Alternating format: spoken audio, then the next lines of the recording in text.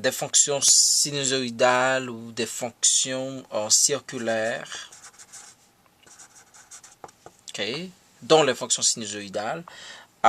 Donc plus tard, on aura bien sûr à les voir en détail et on aura aussi dans le cadre de ce cours de Carentès à voir les fonctions logarithmiques et exponentielles.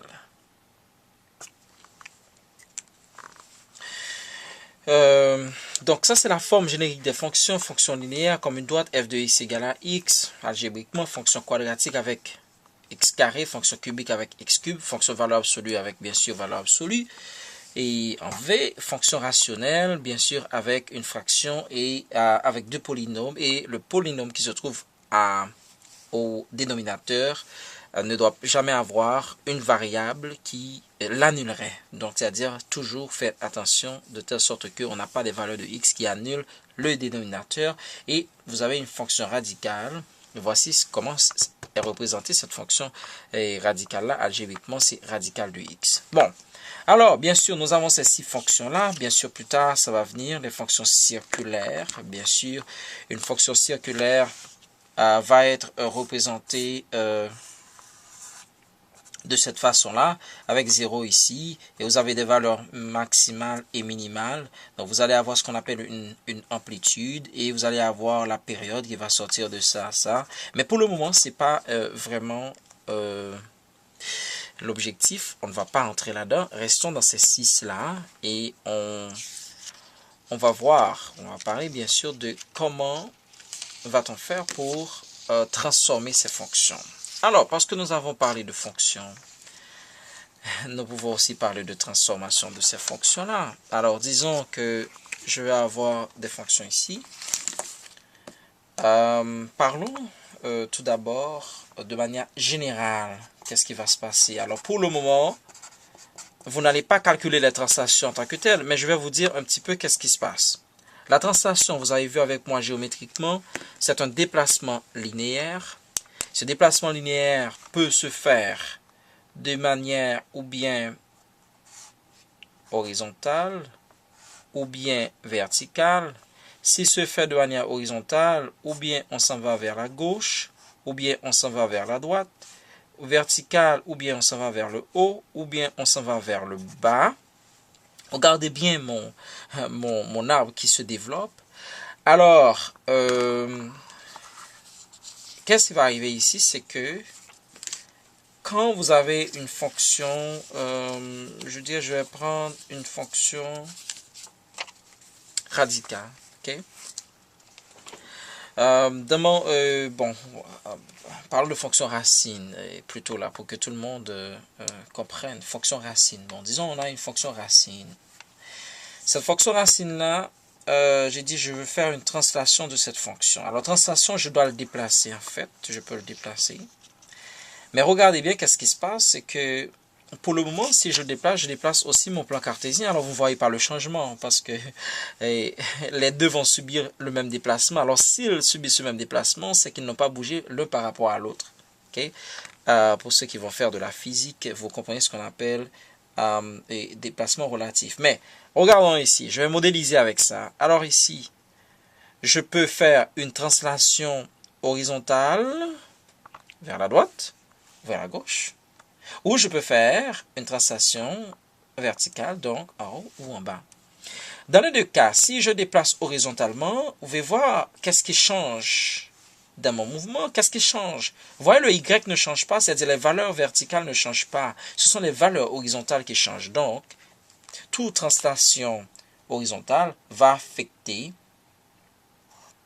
les x de la fonction. Vous savez que quand vous avez une fonction f de x qui est égale bien sûr à y, ou bien y est égal à, disons, y est égal à f de x, pour bien l'exprimer, c'est que vous allez avoir des couples dans cette fonction-là. Vous allez avoir des x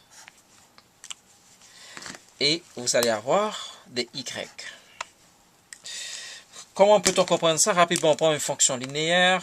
Prenons une fonction linéaire. Donc, disons, on a f de x qui est égal à 2x plus 5.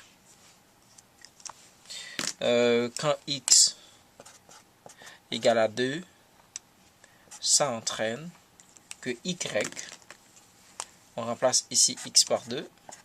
Alors 2 multiplié par 2, ça fait 4 plus 9, donc y égale 9. C'est-à-dire, on a le couple de 9.